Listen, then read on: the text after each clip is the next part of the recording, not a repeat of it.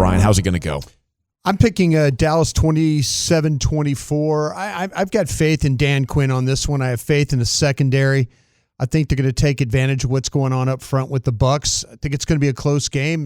They'll probably expose you as well for your offensive issues, but I think the Cowboys will find a way to get this thing done at home. I don't know how they're going to score. 27 points seems like a lot for a team that struggled that much and didn't show us much in Oxnard. Yeah, if you find a way to, I think where this game can hinge very well is what's going to happen special teams-wise. I'm counting on maybe Turpin. Maybe you get them, and they have a rookie punter. Okay. There you go. So now. I'm kind of thinking if you get a couple of 3-and-outs early in this thing, maybe you get a short field. Turnovers happen in these games as well, but I'm gonna say special teams could be a difference early in this one. And I think it'll be a difference late because of Brett Maher maybe making one there with limited time on the clock. So I'm gonna play the defensive game and the special teams game, field position game, and I'm hopeful that Dak will take advantage of that. I like that. That's good positivity. You gonna back that play, Chiafalo? That's hot, Broadus. I really dig it. I am I'm struggling. I think that's the way you got to do it, though. Like, you got to win this thing with defense. You got to win it with special teams. I want a Cowboy victory so bad, and I will say this.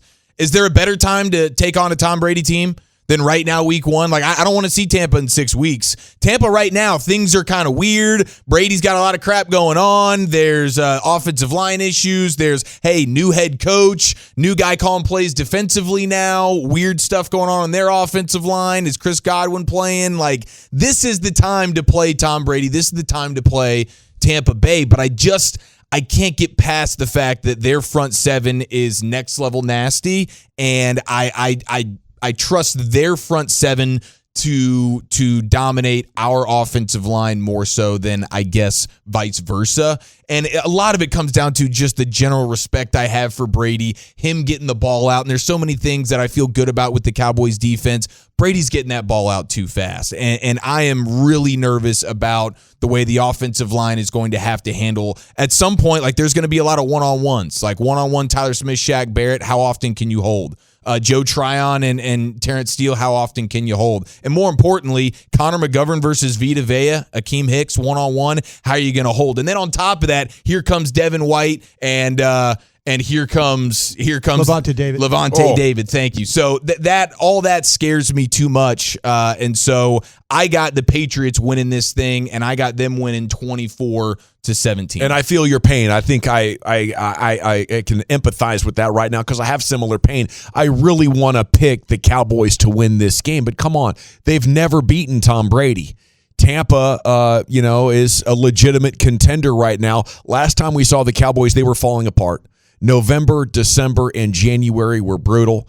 And Oxnard, California, didn't show me much. They know it was broken so much, they're going to try to get back to running the ball. But last year, Tampa shut down their run better than just about anybody else that we saw. So I don't know where the path to coming to that conclusion is, other than I want to see it happen. Now I'm going to trust Brian's scouting eye. I'm going to build some confidence off of that, some positivity off of that. And we know, no two games are the same. So maybe the Cowboys go out and they actually find that running success. Mm-hmm. If the Cowboys can find running success at any point this year and they can get it consistently, and if they find a third pass rusher, I don't know if that's Sam Williams or Dante Fowler or Dorrance Armstrong or a combination of them, but they're right there with Tank and Micah Parsons. They're going to wreak havoc. Agreed. And if there's another guy who can consistently win his pass rushing matchup, they could win games with defense. They could win games with the running game. But right now, I just have not seen enough to make that leap of faith. It might come from Osa or it might come from Tristan Hill. That would be amazing. If you're talking about winning against a rookie guard, and a center was an offensive tackle at college at Notre Dame that hasn't really played a whole heck of a lot other than practicing some preseason games and stuff like that. So could happen. They've got some bad matchup issues. I mean, I'm just trying to give you a path if you're looking for a third guy. Maybe that if we always talk about those X factor guys, it might be one of these three techniques for the Cowboys. If in fact that if the Bucs struggle at that spot. I mean, like I say, that's my hope that you can find a way to attack the middle, but also use Parsons in a way. Mm-hmm. Use Parsons, find him. but your secondary's got to hold up. I'm putting a lot of my faith in what's going to go on with the Cowboys secondary right now. Well, they have stacked talent there in that defensive tackle position, so maybe one of them burst it open, and we'll be looking at this team completely different if one of them does that. We saw in Oxnard the defensive line consistently getting the better of the offensive line. We need that to be because these guys are breaking out, not because Biotish and McGovern are weak. You know, and it's probably in the middle there somewhere, but we need it more that Osa is about to turn into an absolute monster in the middle there. And I think he's got the size and the athleticism to do that if he can just put it together. So there is the possibility. The best thing I heard for positivity, though, Brian, is like maybe a punt return touchdown and a pick six or something. I think this game could hinge on special teams. It always does. We've seen it like last week in college football, how it, special teams, especially early, it's something you don't get to practice all the time at full speed. Now you have the preseason games and stuff like that, but those are a lot of backup guys playing. These are starters. So I think conditioning, special teams, will play a big factor in this football game. And I think you do have a weapon at that returner with Turpin. I think there's confidence of the Cowboys on not only a kickoff team, a kickoff return, but their punt team as well. They're all thinking, hey, if we could just get our blocks, just get a block, just stay in front of our guy for a flash.